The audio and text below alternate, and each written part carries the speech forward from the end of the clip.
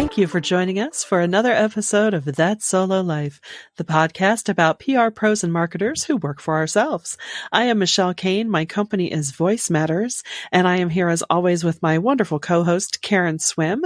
She is the head honcho at Solo PR Pro, which is the trade organization that brings us all together. Hi, Karen. How are you today? Hello, Michelle. I'm doing okay. How are Yeah, you? I'm doing all right as well. We were kind of talking off air about how, we're about 5 months into this little global pandemic thing, and it's kind of starting to hit us in variable, almost subconscious ways. And I'm sure many of you are probably starting to nod of yes, yes. We've joked about pandemic brain, but it just brought to mind how we spoke last week about rituals and the importance of that to kind of keep us grounded and focused. So today we're taking that one step further and just talking about, doing a review of your productivity during the day, not to push it, not to say, oh, you must produce, but just, ways we can stay on track with ourselves personally, professionally, especially amidst what we're all going through right now. Yeah, I totally agree. And we've been saying, in the solo kind of ecosystem behind the scenes that we feel like, fall is always just a great time to move forward. And traditionally, for many of us in communications, fall is that sprint towards the end of the year. So activities really pick up as we head into, as we go into Q4 and are finishing off the entire year. I'm none of us are really sure what that sprint will look like this Right. year, but it seems to be that it will still be busy in a different kind of way. And so I don't know about you guys out there, but there's something about the fall season that always it puts me in a mind of productivity. It makes me feel like buckling down and getting things done. And so if you share that, and maybe it hails to, the traditional start of the school year being in September, but we thought that we would talk about ways that we can, brush ourselves off and really press in and find a way to be our most productive. And I want at the outset to say that productive does not mean overly busy. It actually means the opposite. Really, yes. You want to be working smarter. You always want to be working smarter, not harder, as the old saying goes. But, that's especially true now because as, we've spoken about this many times that it's not really the hours in the day or the items on your list. It's the energy that you have.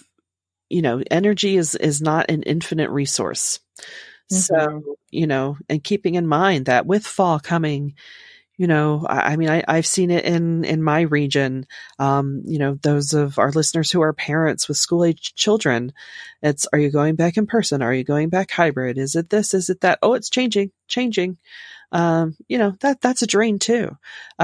So even incorporating this mindset now, which at the same time, it's still, we're in that sleepy section of August, right? Where you feel like, okay, I can maybe, pull back for a week or so and not be so intense because I know it's coming. And like you said, Karen, we don't know what that looks like yet, but I do know just for things on my end, I know, we're still trying to salvage events and things and trying to, pivot them into something virtual in a meaningful way, which creates a whole new workload, which is great. Mhm. But at the same Mhm. time, it's, I, not to, I mean, we never coast. How do I say that properly?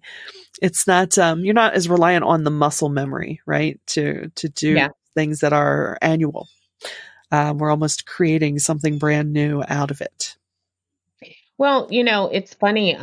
Last week and then on the blog this week, we addressed the displacement that we've all had. All of our routines were upended, and that can be very disconcerting. And as we head into this fall season, we have parents dealing with a situation that they've really not had to deal with, whether kids are in school or there's a hybrid model or there's remote learning, it's certainly a difference in the routines for families and, for the children, obviously. And so all of that, we all work, we have our businesses or we go into jobs, and so more than ever, it's really important for us to focus on getting things done in a day that really matter. Right. And I know that communicators are overachievers. We are eager beavers, and Us? we can make a list with the best of us, and we want to check off, everything on that list, Hmm. and we practically kill ourselves doing that. But now is not the time for that. And I would argue that honestly, it's never been the time for it. As a business person, one of the things that I learned, thankfully to people in my life, and that I've tried to pay forward and pass on, is that your time is money. And Right. so I love this tip from RescueTime, which is a productivity company that talks about doing not only a monthly or annual review of how you're spending your time, but a weekly review. And so one of the things that, they have like three little questions. Did you complete what you set out to do? And the second question is, does your calendar and commitments match your priorities and values? That's Mm, huge. And that's a then the big one. third question is, what was your allocation of $10 hour work versus $10,000 an hour work? Now, Oh, you know, numbers aside, the point is, so very often as, solos, we spend our time on low value activities that can be outsourced or delegated, or in some cases, not done at all. And we really have to think about our time as this precious resource. It's money, and if you need to, to help you with this exercise, if you need to go find some actual paper money, some actual cash money, and make, little boxes, make, draw, on a poster board or on a piece of paper, little quadrants, and put money stacks on top of the things that you did. Be hmm. horrified if you have a pile on low value task, and the most important tasks, those tasks that are really the ones that clients hire you for, because let's face it, they don't hire us to make spreadsheets or reports. They Right. hire for strategy and execution and Yeah. our expertise in their spaces. So if you have a little teeny tiny pile where you really should be using your time, that visual can actually help you to do a reset. And don't feel bad. I mean, we are all guilty of it. And for me personally, I'll be completely transparent. I have to watch this because sometimes when life is just hard, and all of 2020 has been an exercise in hard, I can default to things that are not important as a coping mechanism. Like, I don't want to deal with any of this. And so I'm doing stuff, and it's really like self-soothing. Rather than eating chocolate, I'm doing stuff. And I'm doing stuff that really doesn't matter because it makes me feel in control of situations that are out of control. But I can honestly share with you that's not a great idea. So when I catch myself doing that, I stop it, pull back and say, okay, none of this really matters. And now you're not only not being productive, but you're wasting your precious time. So yeah, Right. I love, if you hop over to the Rescue Time blog, it's blog.rescuetime.com, and check out the post. It's got some really good ideas that you can steal and use for yourself. That's fantastic. And I think it's a great way as we move forward into this, last quarter of the year of, even couching these concepts through our plans for our clients, to be honest, of saying, why do we always do this? Maybe, not that you want to Mm, really, cause a lot of upset, but, just using these concepts to help them as well, because I'm fairly certain they would welcome that. Because, we're all in the same storm, as they say. We may not be in the same boat, but we're all in the same storm. So, it might, even if it's not adjacent to the work, you might want to just share it with your point of contact and just say, hey, you know what? This is a thing I'm doing. Maybe it would be beneficial to you. Absolutely. I love that. It's a great I concept, love that. That is just fantastic advice. And Yeah. Michelle, myself, and I believe that the solo universe, we all agree and sort of follow a different type of mantra. It's not about grinding. Grinding is terrible. Why would you want to grind? You grind yourself to, a pulp. It was, That's never good. what's the Even though result of we're grinding, right? A pile of yeah, dust, why would you want to grind? Why would you want to grind yourself? That's horrible. unless it's Um, coffee. But anyway, then you definitely want to grind. You want to pick the right grind to fit, yes. Yeah, however you're no, but brewing. But yeah, that's that whole, yeah, super hustle mentality of just yeah. draining No, it's yourself. about doing the things that are important because guess what that does? Right, It gives you control over your time.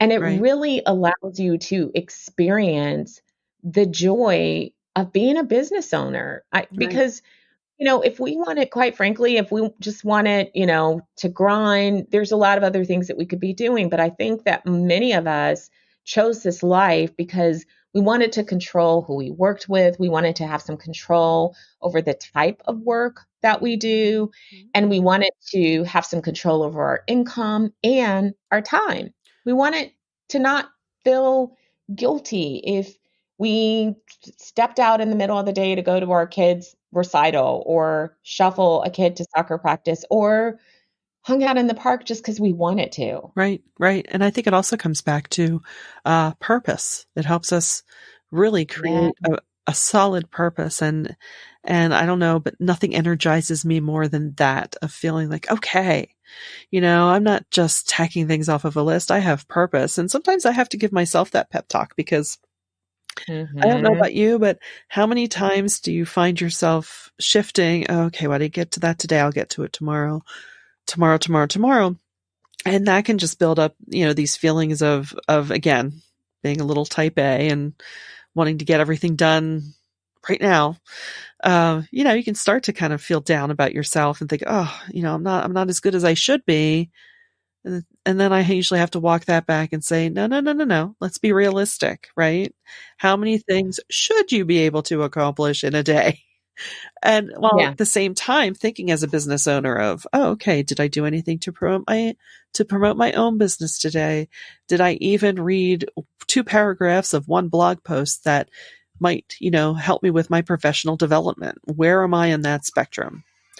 So I think all of that just works together to help us um, be better solos. Yeah. So yeah, I love that. I really recommend checking out that Rescue Time blog, and even something like that, having it in your calendar to just revisit, you know, monthly, quarterly, to hold yourself firm to it. And maybe that's even something we could start doing in the group. There's an idea.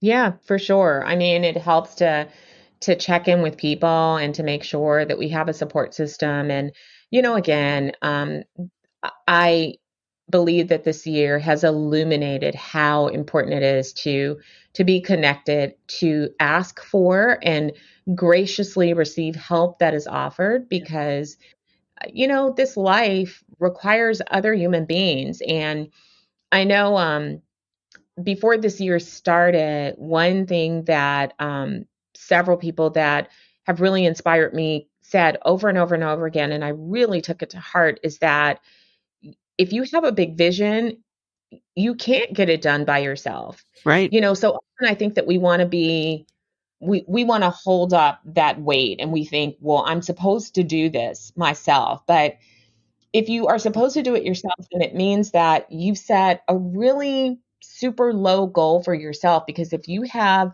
a bigger vision, there's no way that you can get it done without the help of others. And sometimes that help comes in the form of just a supportive community that's there for you that can answer questions or hold you accountable to the things that you're striving for. Yes, absolutely. I think sometimes it's partly, just the ethos that makes up our greater culture, right?